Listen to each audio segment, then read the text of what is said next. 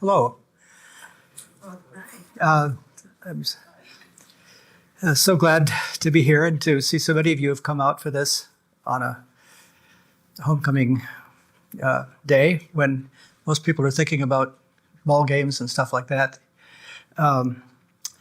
It's been quite a task to respond to Laurel's invitation to do this. How do you squeeze 60 years into 30 minutes and say anything at all?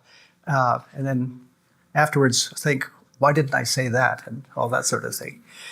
But anyway, before plowing on with what I want to say, I'd introduce, first of all, my wife, Bonnie here. Bonnie, would you stand? You don't like to, but please do. And my son, Stu, the second, who you'll see played a significant role in my pilgrimage of academia. Anyway, first of all, I want to remember a little bit about stuff that took place before your time.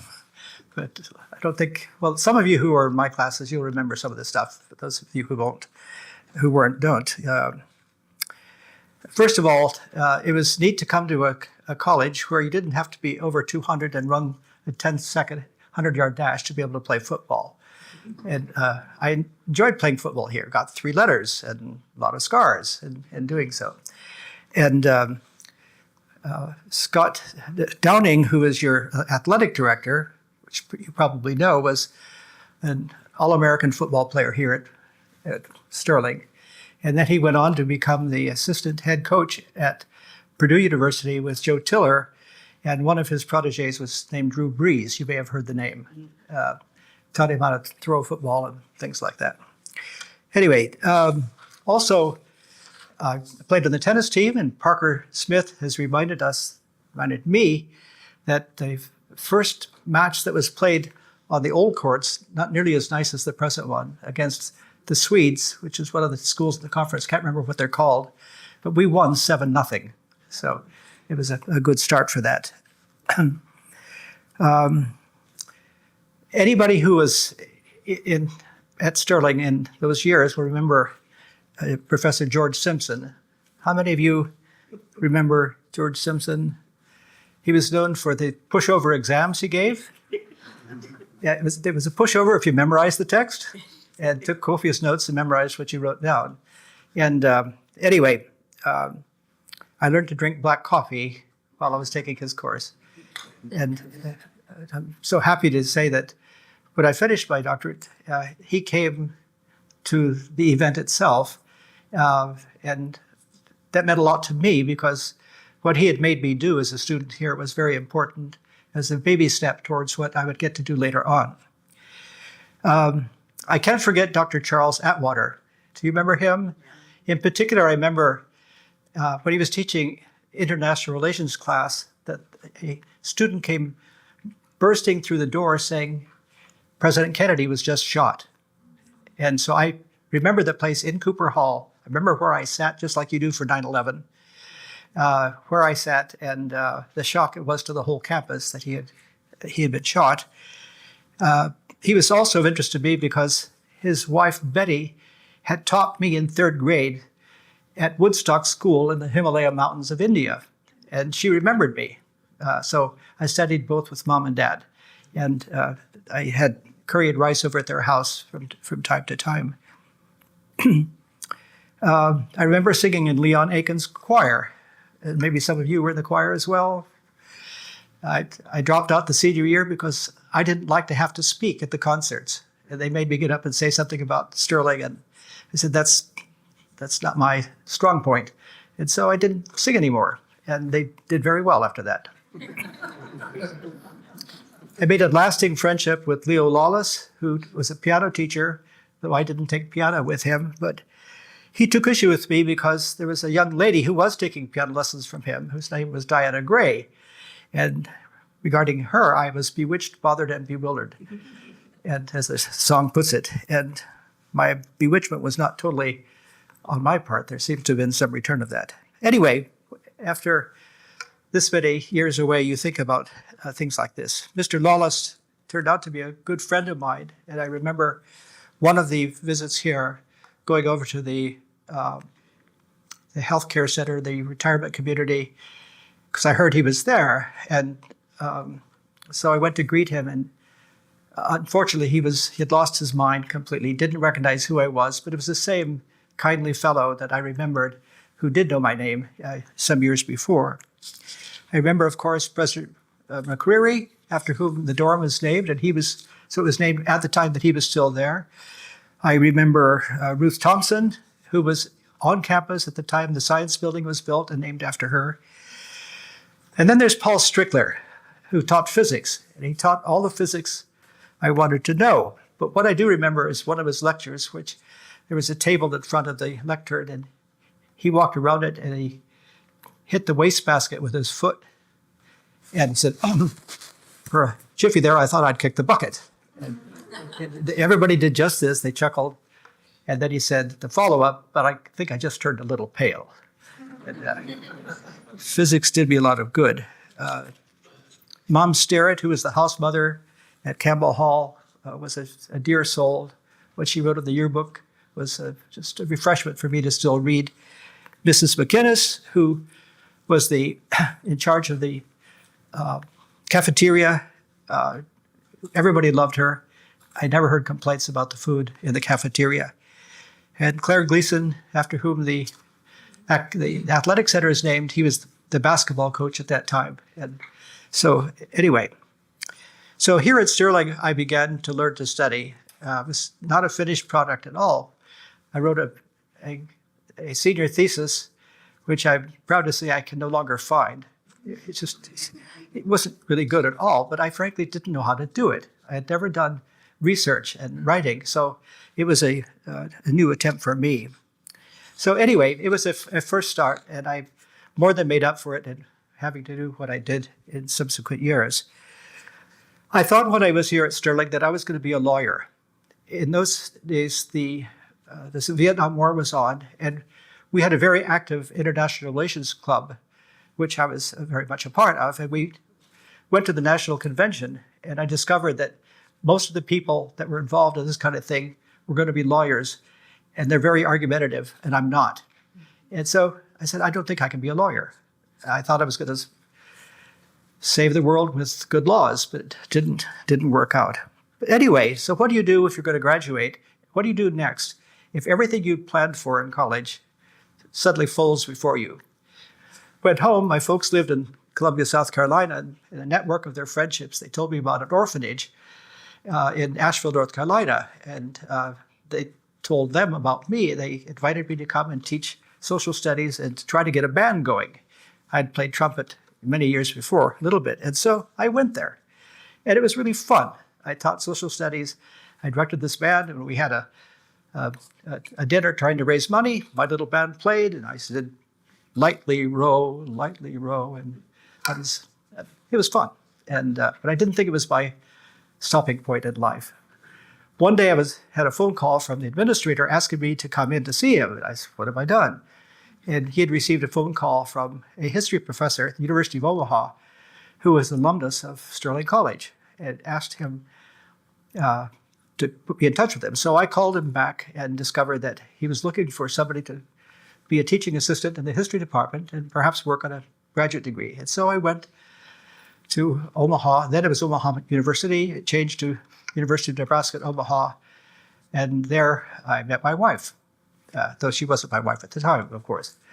So I look back at that time. It taught me that I did not want to teach American history, and I did want to marry Bonnie. And so, there I was in Omaha, and I realized this was not the end of the rope either. And I was TA for a professor who loved to toy. He knew I was a religious guy. He liked to toy with me with questions that I could not answer. And that got to be a real problem with me. And I heard that at Trinity Evangelical Divinity School, there was a really good philosophy of religion program. And so I went and enrolled in the philosophy of religion program. I also took Greek and Hebrew, and I loved them. I did really well in both up until the final exam for the Hebrew.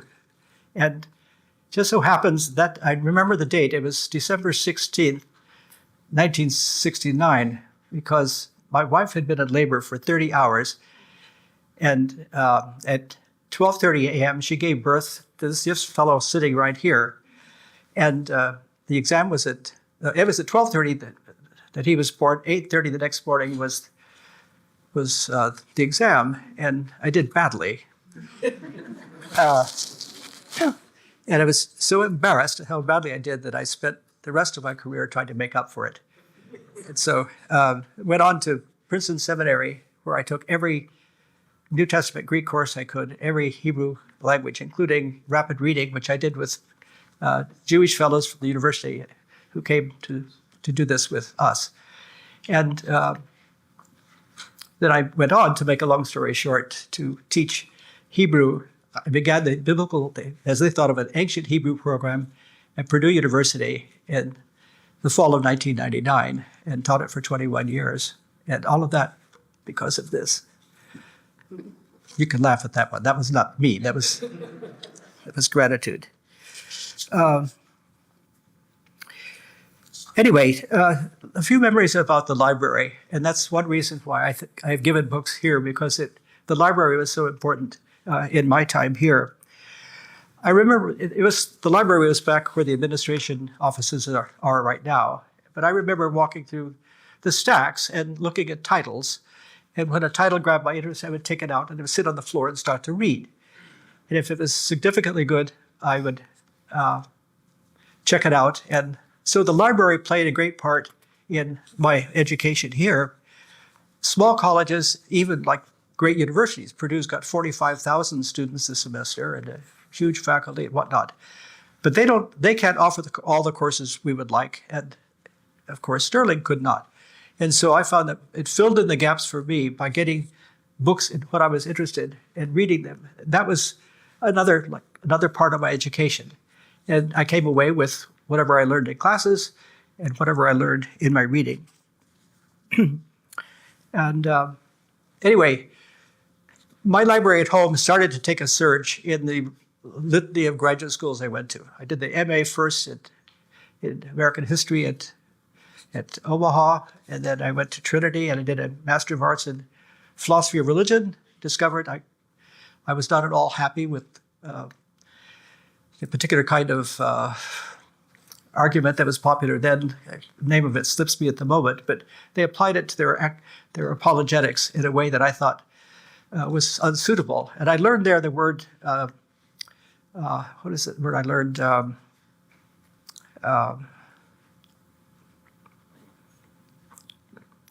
Don't get old.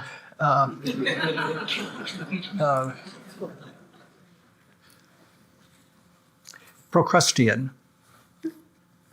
Everybody that disagreed with them was Procrustean.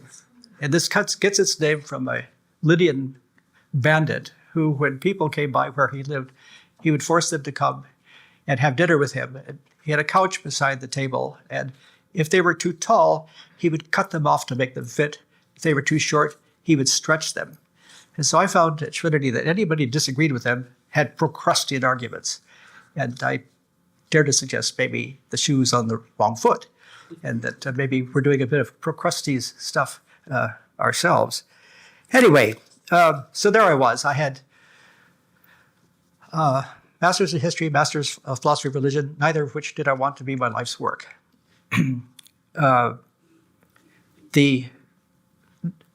During the time I was at Trinity, I helped a naval chaplain at Great Lakes Naval Training Center who was somewhat lazy. So I got to do a lot of stuff which he would do, which meant I directed Bible studies, sometimes preached. I was awful, had no clue what to do. But it led me to think that perhaps I had some role in the church as a life's work. And so I went to Princeton Seminary, and that was very important to me, both for the academics. I took every Greek and every Hebrew course I could, which included rapid reading, and this was something I did along with Jewish students from the university who grew up with Hebrew, and so that was a push all the time. But I learned a lot in doing that. But to make a long story short, as short as I can, the last church I was invited to serve was in West Lafayette, Indiana, Faith Presbyterian Church. Most of the congregation was faculty members from the university. Before I gave my first sermon, I wrote a letter to the history department head asking him, do you have any ancient history seminars I could sit in on? Midway the next week, I had a letter, can you teach church history?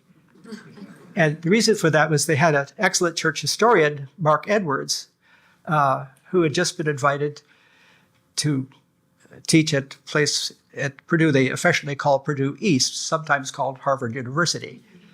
And so anyway, I had lunch with Mark and with John Contrini, the head, and I thought I failed miserably. But then I got in the mail a contract assigned to teach 2 semesters of church history. And thus I began. And I taught church history at Purdue for 10 years. In the last year, the history department hired a tenure track a person to teach medieval history who wanted to teach the first semester of church history. And they asked me, would you teach the second semester? I said, let me see the syllabus of the first semester. And I discovered that her idea of church history was not what I thought church history was. It was an economic and political kind of thing, rather than nothing about theology, nothing about the great people involved. And so I thought my days at Purdue were finished. The next year came around, and I was invited to another free lunch, where the head of the classics department of the foreign languages and the head of the Jewish studies program invited me. They asked if I would like to teach Hebrew at Purdue. And I said, well, you know how many years ago I took Hebrew? Happily, I used it in my work as a pastor, so it was not as if I'd forgotten everything. But anyway, despite my misgivings, they invited me. And so I taught biblical Hebrew at Purdue starting in the fall of 1999, and I did it for 21 years. And the way I found my replacement is a very good story to tell, but I have to tell it another time because I don't have time right now. Okay, after finishing at Princeton, where I became acquainted with a biblical scholar by the name of Harry Orlinsky. Some of you may have known that name.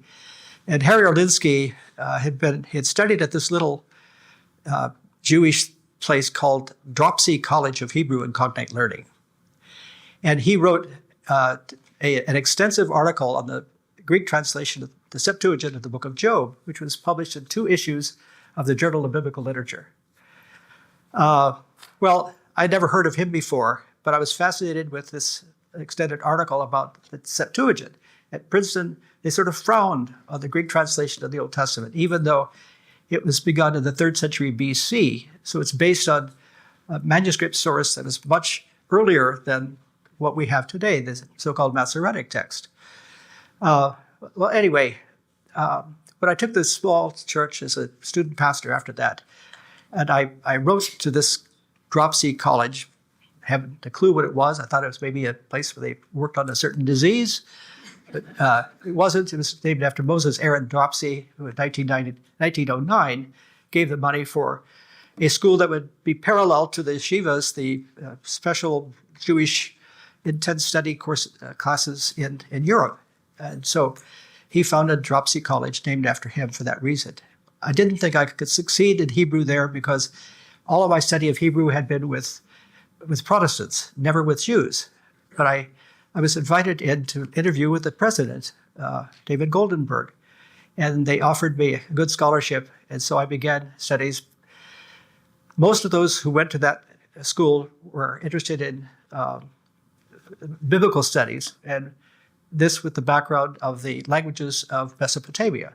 And so if you were a biblical studies major, you took Ugaritic and you took Akkadian, and there were some other Eblite and other languages that were composed in this cuneiform script. It's a triangular wedge-shaped marks that was the alphabet devised by the ancient Sumerians in about the year 3000 BC. So I didn't take any courses in that. I later regretted not knowing what I would be asked to teach at Purdue later on. Instead, I focused on Greek and on Aramaic, and Syriac. For the Greek, we had faculty come from the University of Pennsylvania, which we then became attached to shortly afterwards. So I took Greek with faculty from Penn, and then I went to Temple University, where I took Latin, because part of the literature of Hellenistic Judaism is in Latin as well. So I was hopefully somewhat equipped to do the literature. I was convinced that you don't really learn about a historical period unless you know something about the language. Can you imagine somebody coming to teach here who didn't know English, and he's going to teach American history? You couldn't understand the person. He doesn't know it very well. He has plotted his way through, books in his mother tongue or her mother tongue, and comes here to talk to all these. Well, I felt sort of like that in talking about the ancient world. Anyway, Dr. Orlinsky played a part then in the days that were to come, because they brought him there. There's two amazing people that they brought for my benefit, because I was the only one in Hellenistics. And so Harry Orlinsky came and taught a course on translation technique. And I not only had the benefit of that course, there were 12 of us in the class, one who took it for credit. Guess who? He was so scary because he was such a name in the field. But he was a neat guy. I drove him back and forth to his hotel, and he made a recommendation to me that career advice that I've followed: don't become a taxi driver. And I have not, because I always got lost on the way to the hotel. But anyway, I asked him if he would direct my doctoral thesis, and he was then what I am now. And he said, "I'm afraid that I'll die before you finish, so thank you for asking me, but no thanks." But Dropsy had invited another person, also for my benefit, whose name was Louis Feldman. Louis Feldman was the ultimate Josephus scholar in the world at Yeshiva University in New York, and they brought him for me to study with. I had 4 seminars with him, which consisted of translating Josephus from the Greek. This guy, Mr. Big, this guy, not Mr. Big. So I had to translate with him, looking on to see how fragile my Greek was. But I passed, and he was very kind, and he agreed to do my dissertation research. So I did with him a doctoral thesis looking at how Josephus wrote 4 works. One called it The War with Rome, which is about this war between 66 and 70 AD that the Jews had fought with the Romans, which ended up in the destruction of the temple in AD 70. And then he wrote a massive work, 20 books, called The Antiquities of the Jews, in which sort of is a retelling of the story of the Old Testament with his own input as well. And then he wrote a work called Against Appian, which was an apologetic for Judaism, which means he argued against the critics, Appian being one of the worst. He was a very flamboyantly hateful person, but he argued against him that the Jewish literature far preceded any of the Greeks' writings. They were relatively new by comparison to the writings of the Jews.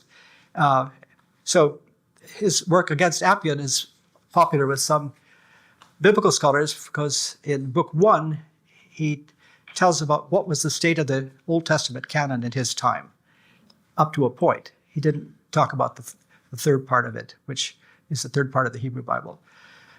But a lot of people concerned with the issues of biblical authenticity like to quote Josephus from his Against Appian, Book 1. And then finally he wrote an autobiography, which is simply called The Life, or Vita, as it's called in the Loeb Classical Library edition.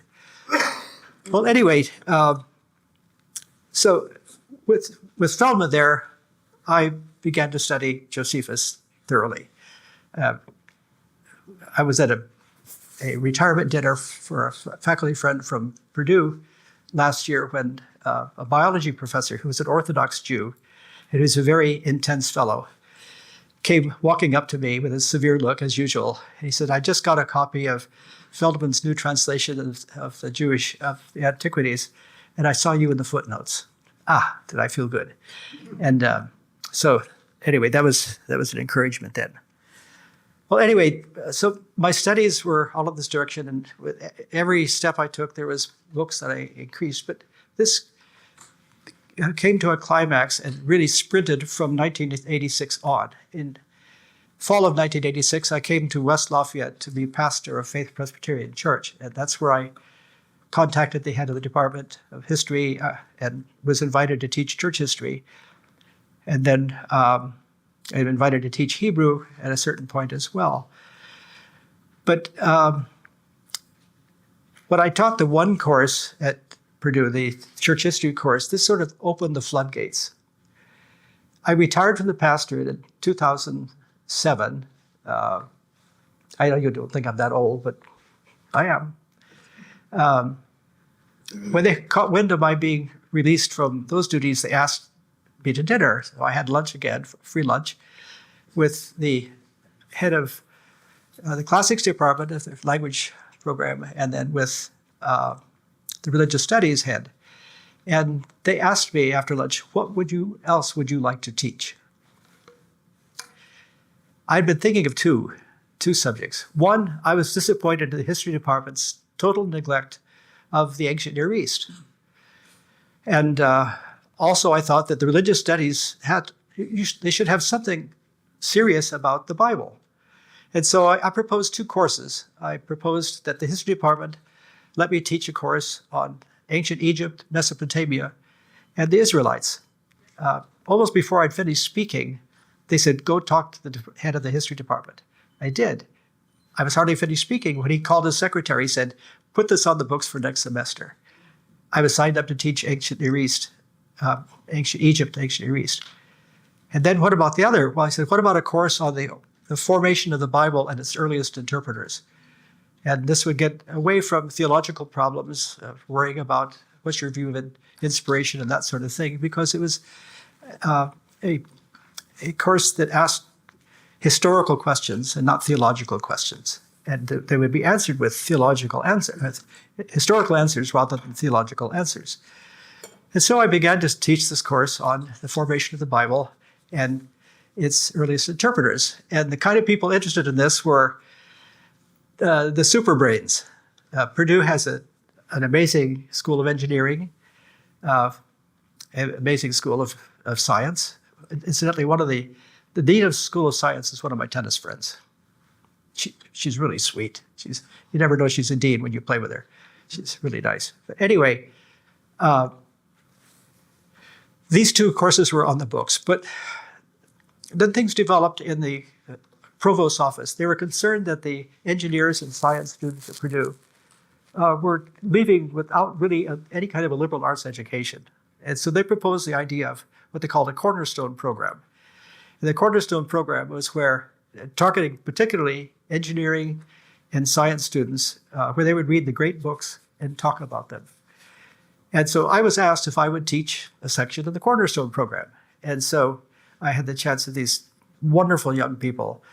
So we read together the Gilgamesh epic, and we read the dialogues of Plato about the death of Socrates. We read, I sneaked in the letter of Aristeas. The letter of Aristeas is probably largely fictional, but it was an account of how the Bible was translated from Hebrew into Greek in Alexandria, Egypt, for the sake of Jews who did not know Hebrew. And so thus began, it was called the Septuagint because there were 70 or 72 Jewish bilingual scholars who translated it from Hebrew into Greek. And so this became the Bible for Jews who did not know Hebrew, but it was also the Bible of the early church.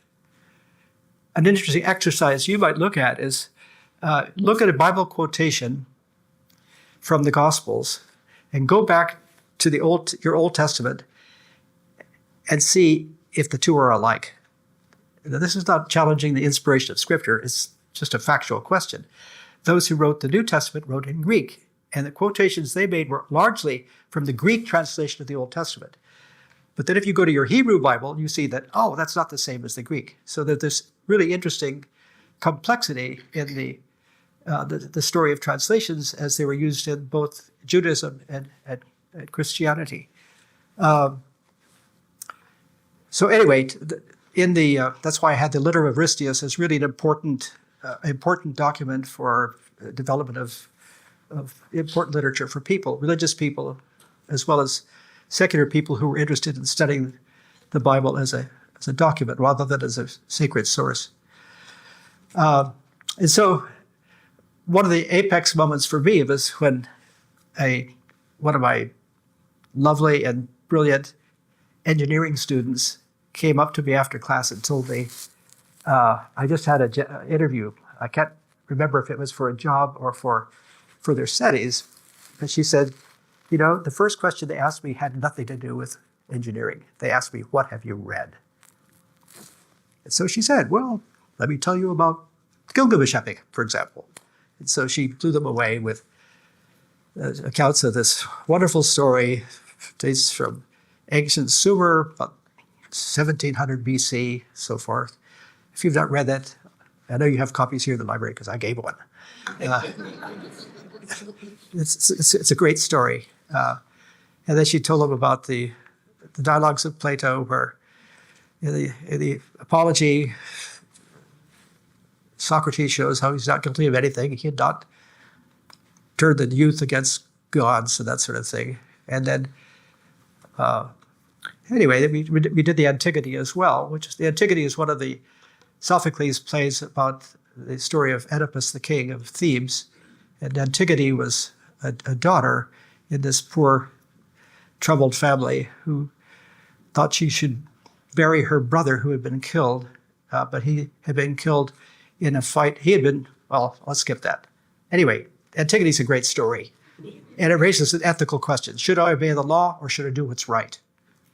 And it's a really good story for that. And so we read that, and these bright young people discovered that there was so much interesting stuff in the very old times. And hopefully they will take up and read others of the Sophocles, 3, Oedipus and Colonos and so forth, and it'll be of lingering benefit with them. Well, anyway, okay. What about the library books? Every course that I was asked to teach, I had never had in a class. And that doesn't happen. It happens everywhere. I bet it happens here. You cannot avoid it. Every school cannot offer every course it wants. And so it takes the people they've got. And the ones they think they can help, they do what they can to get ready for it and just design a course. And so everything I taught, I had to design and then read up so I knew something to say. And it was in this way that I developed the library, which I now have, and I probably have about 7,000 books at home. My wife has been wonderful and let me spend all this money, and been totally supportive as we've sent box after box here, and hope that they serve Sterling in days to come. Well, anyway, I also had to, as a Hellenistic major, I had to learn something about rabbinic literature as well. This is the rabbis that they remain Jews. And so, again, you had to work on the languages. And so I had to learn Mishnaic Hebrew, which is not very different from late biblical Hebrew. And one of the sets of books I've given to the library is the Albeck Mishnah. Albeck was the editor, and it's the Mishnah in 2nd century AD Hebrew. And so those of you who are taking Hebrew here, and you get to Old Testament, the later books, you could do, it's the same kind of Hebrew that's in the Mishnah. And you'll be surprised that you could read this Jewish, very important book to the Jews. And then the Mishnah, which was edited in the 2nd century AD by a famous scholar called Judah the Prince, there were comments on it by the rabbis, which then grew to multiple proportions. And these discussions of the Mishnah came to be put into another kind of book called the Talmud. Talmud comes from a verb, lamad, which means learn. And then the Hiphil stem of Laman, it means to teach. And so Talmud simply means teaching. And so that's what it is.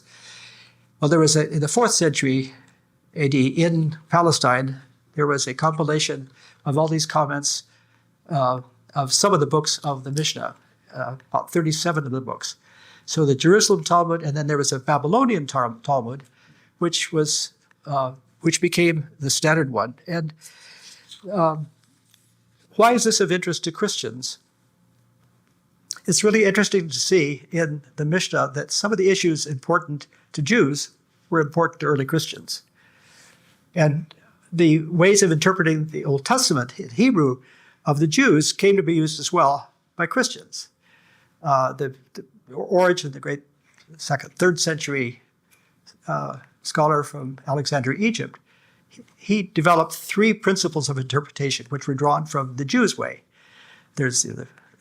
For the Jews, they had an acronym called Pardes. P stands for the plain meaning of the text. R stands for Remez, which is like allegory. D is the Durash, which you dig out the meaning like we would do in an exegesis. And S at the end was the mysterious, the mystical meaning. Well, this was also used by the early Christians. If you pick up 1 Corinthians chapter 10, what does Paul talk about 1 Corinthians 10, where he talks about Moses striking the rock in the wilderness, and water came out of the rock. Well, Paul, in writing about this, said that rock was Christ. So that, what was he doing? And he says right out front, this was the allegorical interpretation of Exodus chapter 17. He didn't quibble that this was an allegorical meaning, which it's not the strict literal meaning.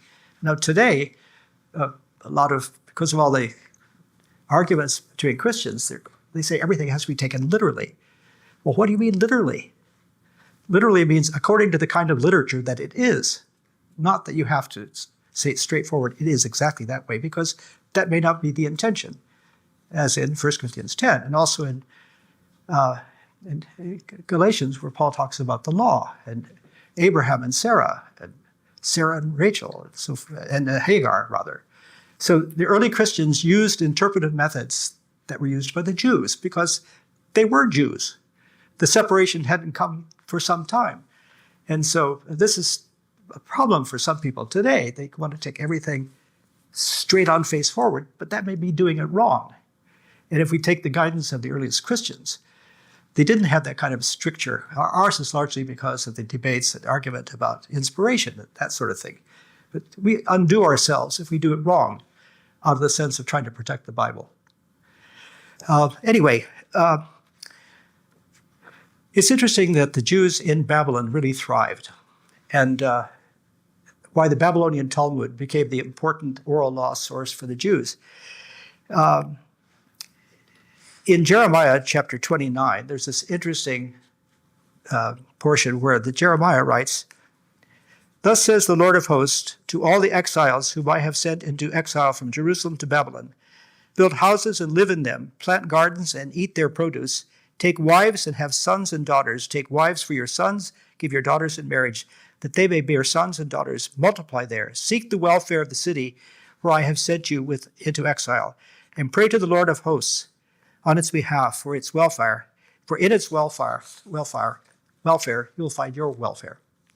That's Jeremiah saying, when you go into Babylon, into captivity, don't sit there fussing. Be good citizens, work well. And it's in Babylon then that he's writing to Jews, in Babylon then that the better part of the Jewish thinking took place, following the advice of Jeremiah and others who were there. Anyway, okay, gotta quit. All the while I was studying, I was a pastor. And you wonder, how'd you do it? And my only answer is somehow. Okay. There's a few books here that I know that a lot of you would be interested in, if you're, not whether you're men or women. There's one book called Sisters of Sinai. It's about 2 Scottish sisters, twins, they were married to pastors, and the pastors died, and they became serious Syriac scholars. In fact, in their day, they were the preeminent Syriac scholars. But they went to St. Catherine's Monastery on Mount Sinai, where there had been found a 4th century Greek manuscript of Greek translation of the Old Testament. It also included some books of the New Testament and some books that were in the Apocrypha that were not accepted into the New Testament.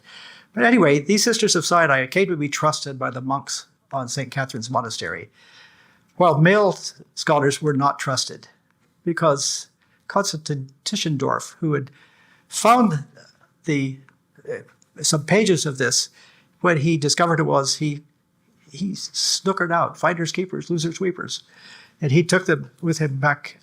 And so the monks at St. Catherine's realized he could not be trusted. But the women, these 2 sisters, that story, Sisters of Sinai, is well worth reading if you have any interest in that sort of thing. Also, another book of a different nature. When I was at Princeton Seminary, the dean of the chapel at Princeton University was Ernest Gordon, who had been a prisoner of war in the camp from which the movie Bridge Over the River Kwai is made. And his story there, it's there where he became a Christian, when he saw the fortitude of Christians living in this horrible situation. And when he came back and did his studies, he became a Christian, did his studies, and he was the dean of the chapel when I was at the seminary, and we went to church there until I went on to serve a church. But he used examples of when he was in his concentration camp, how he could stand for what was right.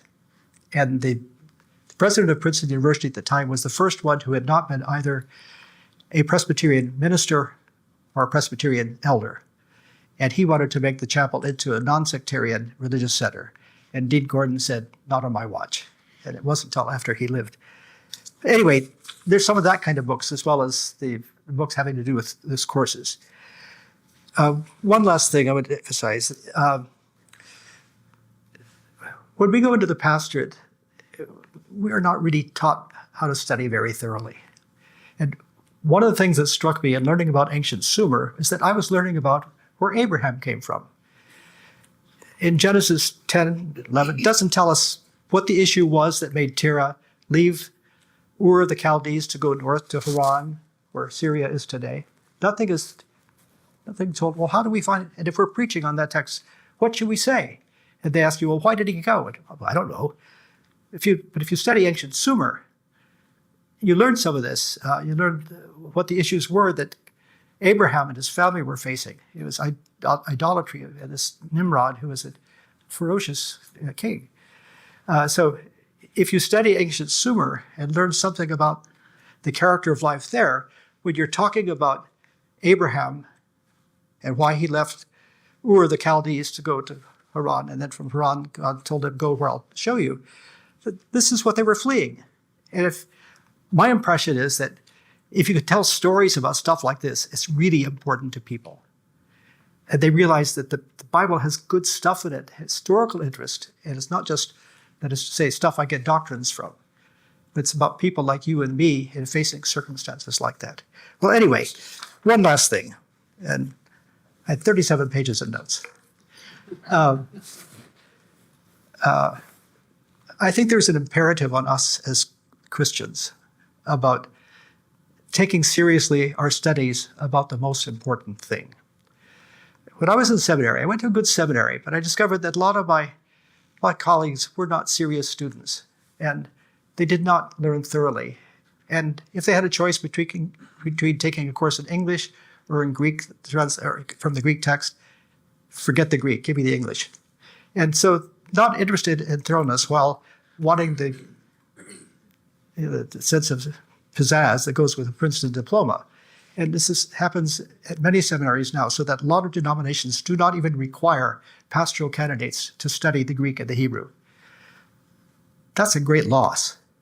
That's a great loss. And any of you who are going to go into the ministry, I hope you'll set your pace right now. Take the Hebrew here. Take the Greek if they offer it. And remember that the Old Testament was written in Hebrew, so I should know what it says as far as I can. None of us will know everything, but we can know a lot.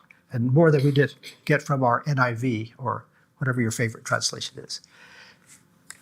Matthew changes what Jesus taught a little bit. In the Old Testament, love the Lord your God with all your heart, soul, and strength.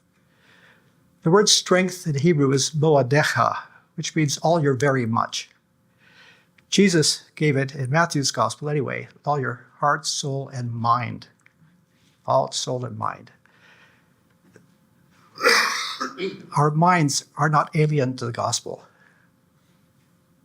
It's no betrayal of the scriptures to study thoroughly and ask questions that make sense.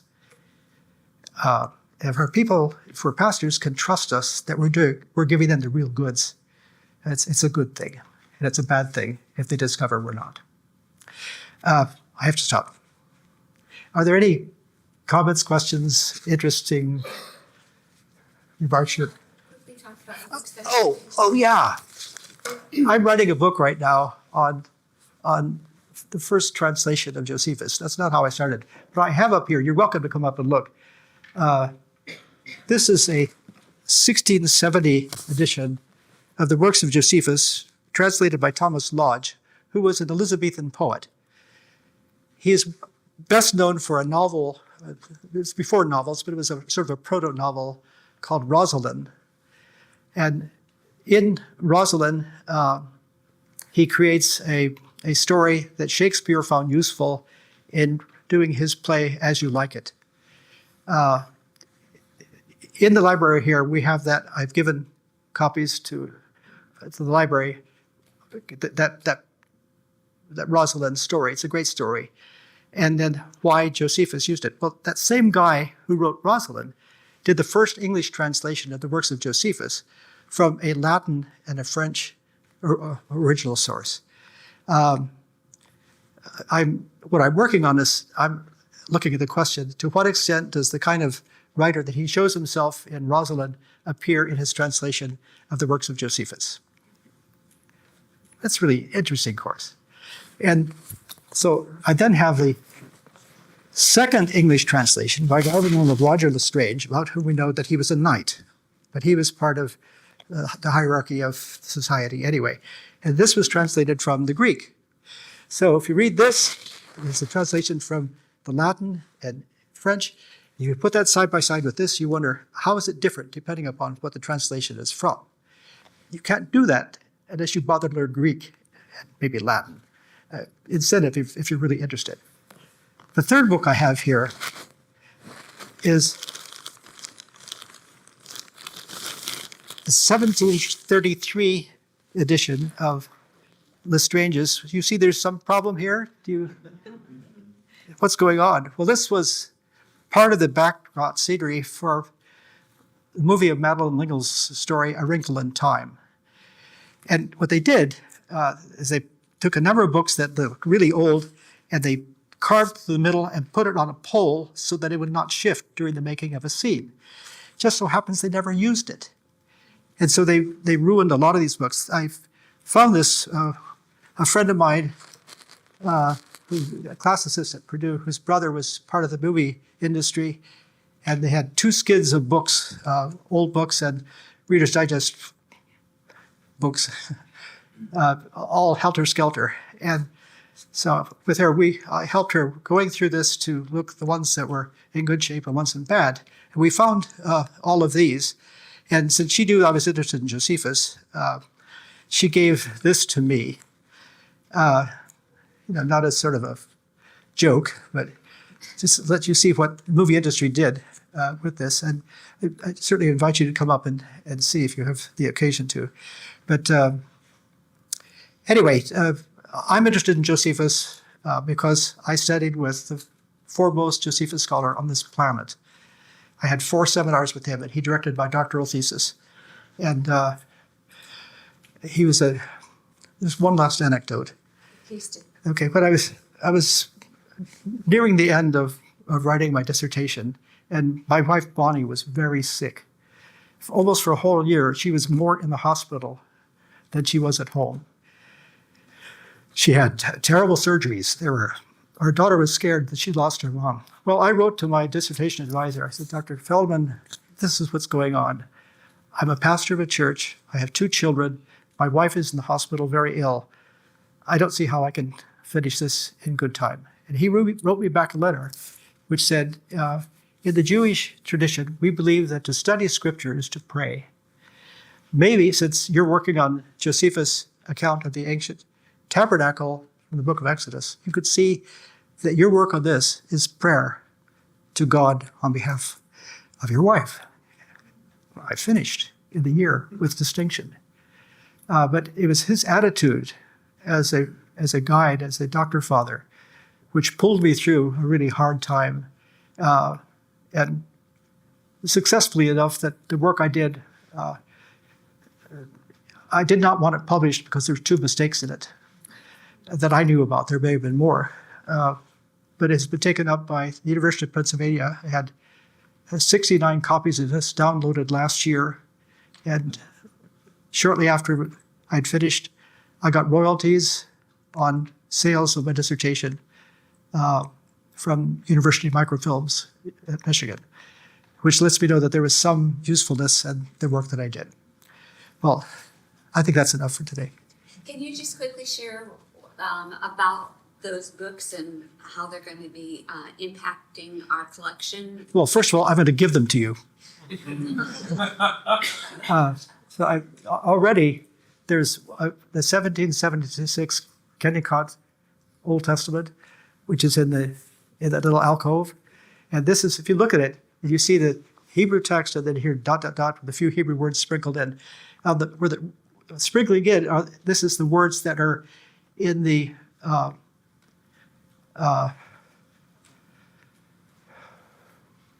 Samaritan Pentateuch, the Samaritans who broke off from the Jews sometime after the exile, and they have the oldest tradition of the Hebrew Bible.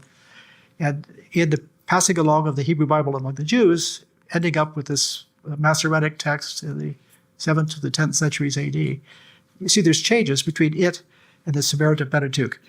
Where the Samaritan Pentateuch is different from the Masoretic text, the one we have mostly, it agrees with the Septuagint, which lets us know that they had a form of the Hebrew Bible well before the one that has been passed along and that we study when we go to seminary and that sort of thing.